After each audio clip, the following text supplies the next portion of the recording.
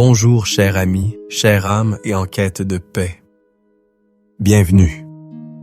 Je vous souhaite la bienvenue non pas simplement à une vidéo, mais à un rendez-vous divin, un moment mis à part pour vous, pour votre cœur, dans la présence bienveillante de notre Créateur. Nous nous retrouvons ce matin sous le regard aimant de Dieu, avec une promesse extraordinaire, un secret divin encapsulé dans la lettre de l'apôtre Paul aux Philippiens, au chapitre 4, verset 11. « Car j'ai appris à être content de l'état où je me trouve. » Quelle parole puissante! Le thème de notre méditation et de notre prière aujourd'hui est le contentement. Pas le contentement du monde, qui est une sorte de résignation passive, mais le contentement divin, cette joie profonde et inébranlable qui apprend à fleurir en toutes circonstances. Ce temps que nous allons passer ensemble est bien plus qu'une simple écoute. C'est une invitation à une transformation intérieure. Je crois de tout mon cœur que si vous vous engagez pleinement, si vous ouvrez votre esprit et votre âme à la parole et à la prière qui vont suivre, quelque chose de puissant va se débloquer en vous. Une paix qui surpasse toute intelligence commencera à irriguer les terres arides de votre cœur. Une joie, indépendante des aléas de votre vie, trouvera sa source directement dans le trône de la grâce. C'est la promesse attachée à la recherche sincère de la face de Dieu. Alors, je vous invite à faire de cet instant un sanctuaire. Éloignez-vous du bruit, mettez vos notifications en sourdine. Prenez une posture de réceptivité. Préparez un verre d'eau, peut-être un carnet pour noter ce que le Saint-Esprit déposera en vous. Et pour marquer votre engagement dans ce moment sacré, j'aimerais que vous écriviez maintenant dans les commentaires « Amen, consens sang » ou dans votre langue « Amen, je suis prêt ». C'est une déclaration prophétique, un signal que vous envoyez à votre âme et au ciel. Vous êtes ici, présent, et vous vous attendez à Dieu. Mon ami, mon frère, ma sœur, si vous êtes ici, ce n'est pas un hasard. C'est parce qu'au plus profond de vous, il y a une soif, une aspiration à autre chose que le cycle incessant de l'insatisfaction. Je veux parler de ce poids sourd que l'on ressent parfois au creux de l'estomac dès le réveil, avant même que la journée n'ait commencé. Cette anxiété diffuse, cette impression qu'il manque quelque chose, que vous n'êtes pas assez, que vous n'avez pas assez. C'est le murmure toxique du mécontentement. Il prend tant de visages, n'est-ce pas? Parfois, il se manifeste comme une comparaison douloureuse. Vous ouvrez les réseaux sociaux et vous voilà noyé sous un flot d'images de réussite, de bonheur apparent, de famille parfaite et de vacances idylliques. Et insidieusement, le poison s'infiltre. Pourquoi pas moi? Quand est-ce que mon tour viendra? Ma vie qui est si banale en comparaison, chaque like que vous donnez à la vie d'un autre peut devenir, sans que vous vous en rendiez compte, un dislike. Pour la vôtre. Cette culture de la vitrine parfaite a créé en nous une faim, insatiable de ce que nous n'avons pas, nous rendant aveugles aux trésors que nous possédons déjà. D'autres fois, cette insatisfaction puise ses racines dans le passé. Les échecs qui vous sentent, ces portes qui se sont fermées, ces rêves qui se sont brisés. Une voix intérieure, nourrie par les déceptions, vous répète que vous n'êtes pas à la hauteur, que vous avez raté votre chance. C'est le fantôme du « et si ». Et si j'avais fait d'autres études? Et si j'avais osé dire non? Et si cette relation avait fonctionné? Ce fardeau du regret est l'un des plus grands voleurs de la joie présente. Il y a aussi ce que j'appelle les scripts familiaux. Ces schémas de pensée hérités qui dictent votre vision du succès et du bonheur. Peut-être avez-vous grandi dans un environnement où l'on vous a appris que votre valeur dépendait de vos performances, de votre salaire, de votre statut social. Alors, vous courez, vous vous épuisez sur le tapis roulant de l'accomplissement sans jamais atteindre ce sentiment de plénitude, car la ligne d'arrivée recule sans cesse. Le mécontentement peut aussi naître d'une attente non comblée de la part de Dieu. Vous avez prié, jeûné, cru, et pourtant, la situation que vous espériez voir changer est toujours là. Le célibat qui s'éternise, la maladie qui persiste, les finances qui stagnent. Un sentiment d'injustice, voire de trahison, peut alors germer dans le cœur, créant une distance entre vous et celui qui est la source de toute joie. L'âme se lamente, comme le psalmiste. « Pourquoi t'as battu mon âme, et gémis-tu au-dedans de moi? » Psaume 42. C'est un cri légitime, une douleur réelle. Mais écoutez bien la suite du verset, « Espère en Dieu, car je le louerai encore, il est mon salut et mon Dieu. » Au cœur de la douleur, la foi choisit de se tourner vers la solution. Votre situation n'est pas une finalité. Votre sentiment d'insatisfaction n'est pas votre identité. Jésus lui-même nous lance cette invitation bouleversante. « Venez à moi, vous tous qui êtes fatigués et chargés, et je vous donnerai du repos. » Matthieu 11:27. Il voit votre fardeau. Il connaît le nom de chaque déception, de chaque comparaison, de chaque angoisse. Et il ne vous offre pas une solution superficielle, mais un repos profond, une paix qui s'ancre dans une réalité bien plus grande que vos circonstances. Il veut vous enseigner, comme il l'a enseigné à Paul, le secret divin du contentement. Pour comprendre la profondeur de cette révélation, il nous faut plonger dans le contexte de l'épître aux Philippiens.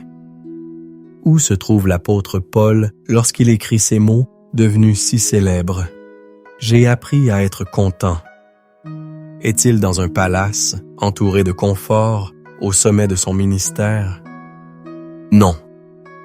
Il est en prison. Probablement à Rome, en résidence surveillée, enchaîné à un garde romain. Ses mouvements sont limités, son avenir incertain. Humainement parlant, il a toutes les raisons de se plaindre, de s'apitoyer sur son sort, d'être profondément mécontent.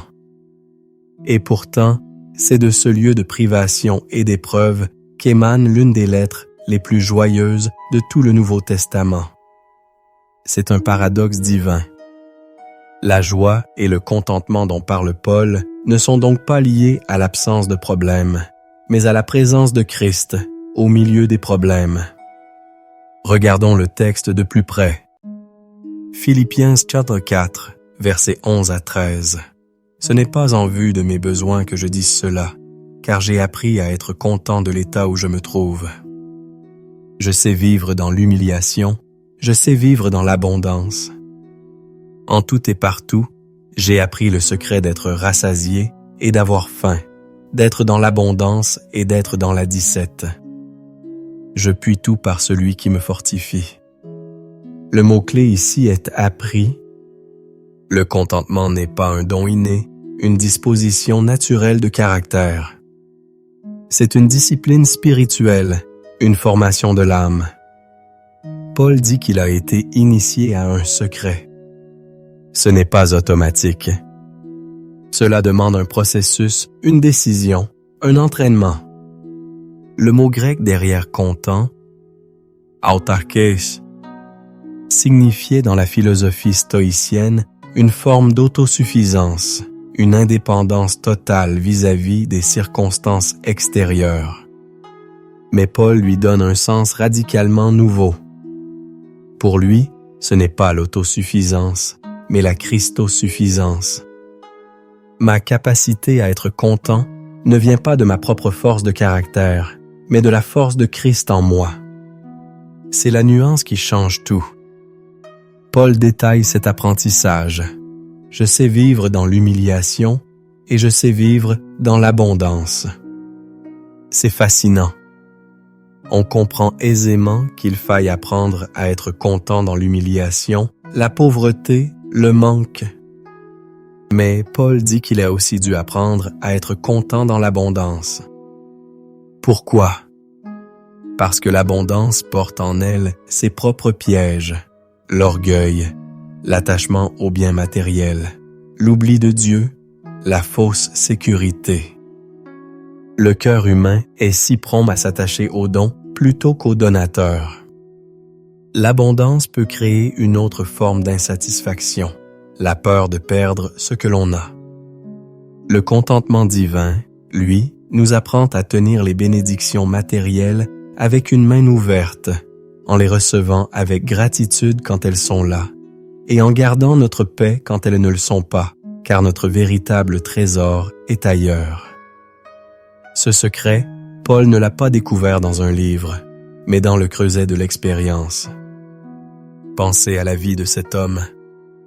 Lapidé et laissé pour mort, battu de verge à plusieurs reprises, naufragé, trahi par de faux frères, constamment en danger. Il a connu la faim, la soif, le froid, la nudité, 2 Corinthiens 11, 23, 27. Et pourtant, il dit avoir appris le secret. Quel est-il? Il le révèle au verset 13. « Je puis tout par celui qui me fortifie. » La source de son contentement n'est pas dans ses circonstances, ni en lui-même, mais en Christ qui vit en lui.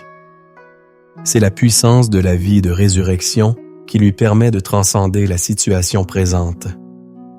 Il ne dit pas « je subis tout », mais « je puis tout ». Il y a une notion de victoire, de capacité, de force. La force non pas d'échapper à la situation, mais d'y demeurer avec la paix et la joie de Dieu. Cette vérité est illustrée magnifiquement dans la vie de Joseph. Vendu par ses frères, faussement accusé par la femme de Potiphar, jeté en prison et oublié, Joseph avait toutes les raisons du monde d'être amer et mécontent. Sa vie était une succession d'injustices. Pourtant, la Bible répète à plusieurs reprises que l'Éternel fut avec Joseph. Dans la maison de Potiphar, dans la prison, Dieu était là. Joseph a appris à voir la main souveraine de Dieu, même dans les circonstances les plus sombres. Il a cultivé une perspective divine qui lui a permis, des années plus tard, de dire à ses frères « Ce n'est pas vous qui m'avez envoyé ici, mais c'est Dieu. Vous aviez médité de me faire du mal. Dieu l'a changé en bien. » Genèse 45, 8, 50-20. Voilà le secret du contentement, la confiance inébranlable que Dieu est au contrôle et qu'il fait concourir toutes choses à notre bien. Comment appliquer cela à nos vies modernes, si différentes de celles de Paul ou de Joseph? Comment apprendre le contentement face au stress du travail, au burn-out, qui menace à la pression de la performance? C'est en redéfinissant le succès. Le succès aux yeux de Dieu n'est pas d'atteindre le sommet de l'échelle de l'entreprise, mais de refléter le caractère de Christ là où nous sommes. C'est de faire notre travail comme pour le Seigneur. Colossiens 3, 23. Trouvant notre satisfaction dans notre fidélité à Dieu plutôt que dans la reconnaissance des hommes. Face à l'anxiété financière, apprendre le contentement, c'est méditer sur la promesse de Matthieu 6, 33. Cherchez premièrement le royaume et la justice de Dieu, et toutes ces choses vous seront données par-dessus. C'est choisir la gratitude pour ce que nous avons aujourd'hui, plutôt que l'inquiétude pour ce qui nous manquera peut-être demain. C'est un acte de foi quotidien. Face à la solitude ou au deuil, apprendre le contentement, c'est s'agripper à la promesse que Dieu est le Père des orphelins et le juge des veuves. Psaume 68, 5. Et que rien, pas même la mort, ne peut nous séparer de son amour. Romains 8, 38, 39. C'est un apprentissage. Un chemin. Et ce chemin commence par la prière. Alors, avant de nous approcher du trône de la grâce, préparons notre cœur. Le passage de l'écoute à la prière est un moment sacré. Il nous faut maintenant laisser la vérité que nous avons entendue descendre de notre tête à notre cœur et devenir une offrande. Je vous invite à prendre une posture d'humilité. L'insatisfaction est souvent enracinée dans l'orgueil, cette idée que nous savons mieux que Dieu ce qui est bon pour nous. Confessons donc notre orgueil, notre tendance à murmurer et à nous plaindre. Confessons notre jalousie et notre convoitise. La Bible dit « Confessez donc vos péchés les uns aux autres et priez les uns pour les autres, afin que vous soyez guéris. » Jacques 5:16. Dans un instant, nous allons confesser nos péchés à Dieu, le grand guérisseur. Deuxièmement, pardonnons. Le mécontentement est souvent lié à un manque de pardon. Nous en voulons à quelqu'un pour le mal qu'il nous a fait, à Dieu pour les prières non exaucées ou à nous-mêmes pour nos erreurs. Mais Jésus a dit, « Si vous pardonnez aux hommes leurs offenses, votre Père céleste vous pardonnera aussi. » Matthieu 6,14. Libérez ces personnes, libérez-vous vous-même, en remettant tout jugement à Dieu. Enfin, abandonnons. Abandonnez votre besoin de tout contrôler. Abandonnez vos plans, vos attentes, vos scénarios parfaits. Déposez-les aux pieds de Jésus. Dites-lui, « Seigneur, non pas ma volonté mais la tienne. » La parole nous assure que, si nous confessons nos péchés, il est fidèle et juste pour nous les pardonner et pour nous purifier de toute iniquité. Ou Jean né. C'est avec cette assurance que nous pouvons maintenant entrer avec confiance dans la prière. Père céleste, nous venons devant toi ce matin, non pas en nous appuyant sur nos propres mérites, mais sur la grâce infinie que tu nous as manifestée en Jésus-Christ. Nous nous prosternons dans ton sanctuaire, le cœur rempli d'admiration pour qui tu es. Tu es le Dieu éternel, celui qui était, qui est et qui vient. Avant que les montagnes ne soient nées, depuis toujours et pour toujours, tu es Dieu. Nous t'adorons, toi la source de toute joie véritable, la fontaine de toute paix durable. Tu es Jéhovah Jireh, le Dieu qui pourvoit à tous nos besoins, non pas toujours selon nos désirs, mais toujours selon ta richesse et ta sagesse infinie. Tu es Jéhovah Shalom, le Dieu de paix, celui qui calme la tempête dans nos cœurs et qui nous donne un repos que le monde ne peut ni donner ni reprendre. Tu es El Shaddai, le Dieu tout-puissant pour qui rien n'est impossible. Tu es notre rocher, notre forteresse, notre libérateur. En toi, nous trouvons un abri sûr contre les vents de l'adversité et les tempêtes de l'insatisfaction. Nous reconnaissons ta souveraineté sur nos vies. Chaque jour de notre existence a été écrit dans ton livre avant même que le premier n'existe. Tu es le grand potier et nous sommes l'argile. Nous te louons parce que tes plans pour nous sont des plans de paix et non de malheur, afin de nous donner un avenir et de l'espérance. Reçois notre adoration, Seigneur, comme un parfum de bonne odeur. Ô Père de miséricorde, nous venons maintenant avec un cœur humble pour confesser nos manquements devant toi. Pardonne-nous, Seigneur, pour chaque fois où nous avons laissé le mécontentement prendre racine dans nos cœurs. Pardonne-nous pour nos murmures et nos plaintes, pour avoir oublié tes bienfaits passés face à nos difficultés présentes. Pardonne-nous d'avoir regardé aux circonstances plus qu'à ta face, d'avoir laissé la peur de manquer étouffer notre confiance en ta providence. Nous confessons le péché de la comparaison, pour avoir envié la vie, les biens, les succès des autres, oubliant que tu as un chemin unique et glorieux pour chacun de nous.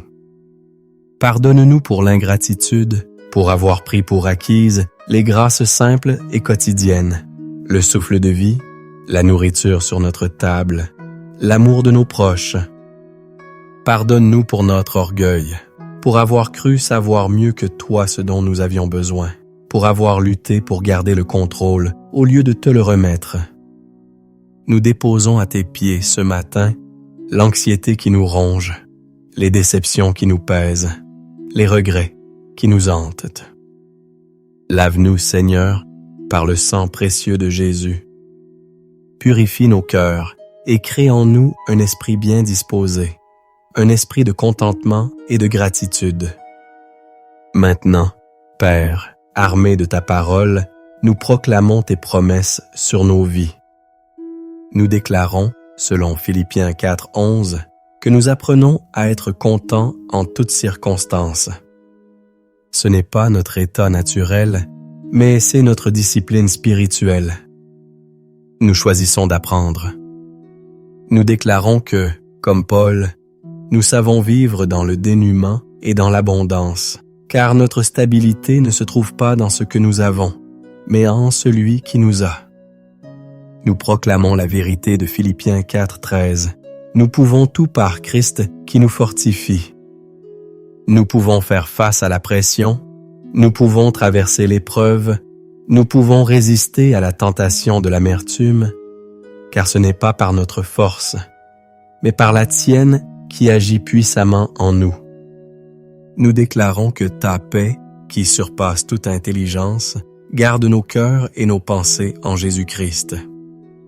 Nous proclamons que tu es notre berger et que nous ne manquerons de rien. Nous choisissons de nous réjouir toujours dans le Seigneur et nous le répétons, de nous réjouir. Que notre joie ne dépende plus des circonstances, mais qu'elle soit fermement ancrée en toi, notre rocher immuable. Au nom puissant de Jésus-Christ, nous entrons maintenant dans le combat spirituel contre l'esprit de mécontentement. Nous reconnaissons que notre lutte n'est pas contre la chair et le sang, mais contre les principautés, contre les puissances, contre les dominateurs des ténèbres de ce monde. Nous prenons l'autorité que tu nous as donnée en Christ. Nous brisons toute forteresse de pensées négatives, toute mentalité de pauvreté, d'insatisfaction chronique et de comparaison. Nous renversons les raisonnements et toute hauteur qui s'élève contre la connaissance de Dieu, et nous amenons toute pensée captive à l'obéissance de Christ, selon 2 Corinthiens 10:5. Nous renonçons à tout accord que nous avons pu faire avec l'esprit de murmure et de plainte. Nous prenons le bouclier de la foi, dont parle Éphésiens 6:16, pour éteindre toutes les flèches enflammées de l'ennemi. Ces pensées qui nous disent « Tu n'es pas assez »,« Tu n'as pas assez »,« Ah, Dieu t'a oublié ». Nous déclarons qu'aucune arme forgée contre nous ne prospérera et que toute langue qui se lèvera en jugement contre nous, nous la condamnerons selon Ésaïe 54:17. L'ennemi est un menteur et nous choisissons de croire au rapport du Seigneur. Et maintenant, Père, nous te demandons de nous remplir. Ayant vidé notre cœur de tout ce qui t'attriste, nous te prions, Saint-Esprit, de venir et de prendre toute la place. Remplis le vide laissé par l'anxiété avec ta paix parfaite. Remplis le vide laissé par l'amertume avec ta joie ineffable. Remplis le vide laissé par la convoitise avec un esprit de contentement divin. Rétablis en nous la joie de ton salut. Ouvre nos yeux pour que nous puissions voir les innombrables bénédictions qui nous entourent en Tchèque-Zé-Tiavojo. Donne-nous un cœur reconnaissant, un cœur qui te loue non seulement pour ce que tu fais, mais pour qui tu es. Restaure notre âme, renouvelle notre intelligence, fortifie notre corps.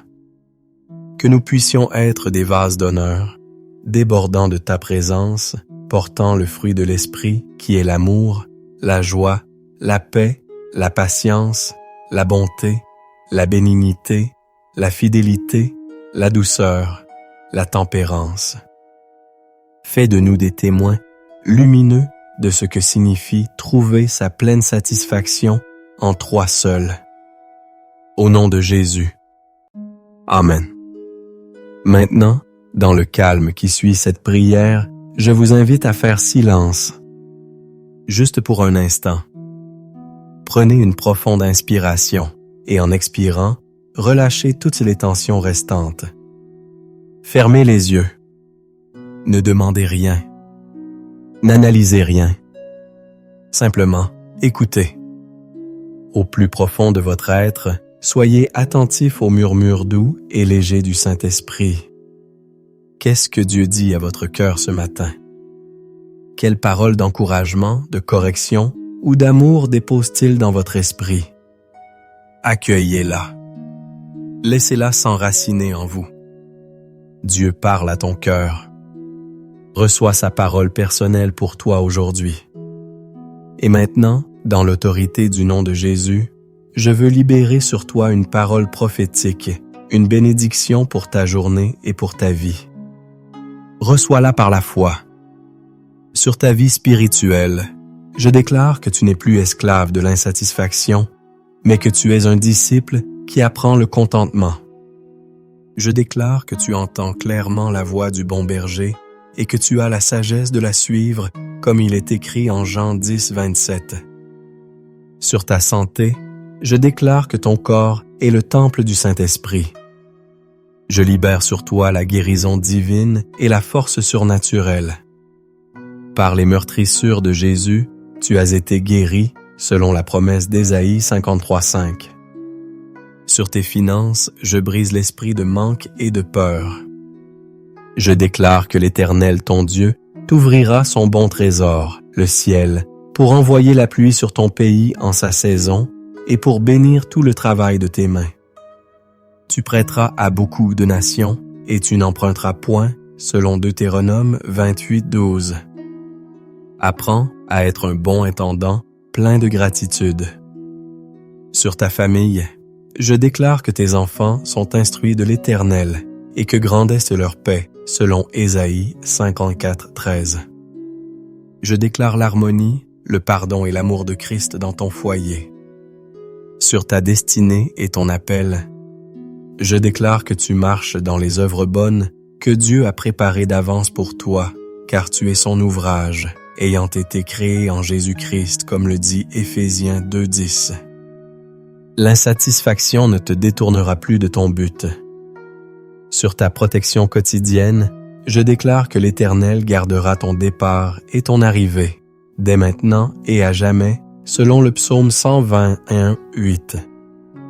Tu es gardé, protégé et en sécurité sous ses ailes.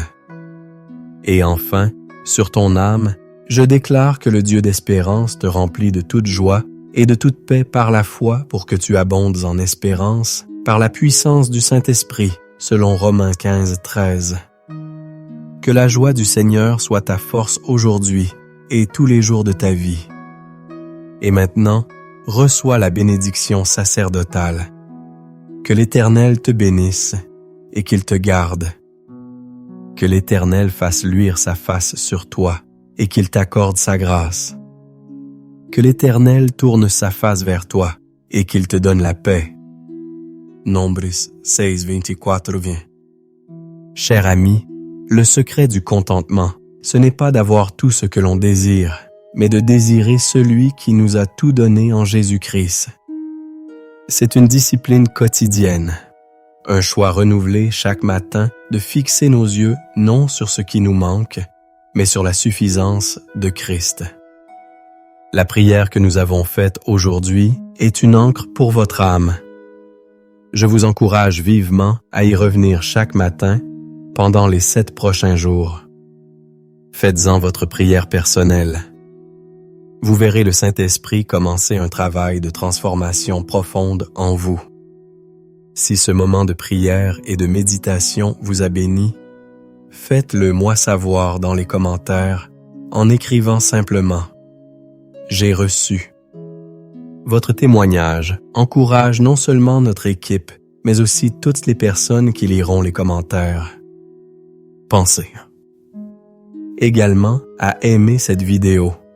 car cela aide l'algorithme à la montrer à d'autres personnes qui, comme vous, ont besoin d'entendre ce message d'espoir.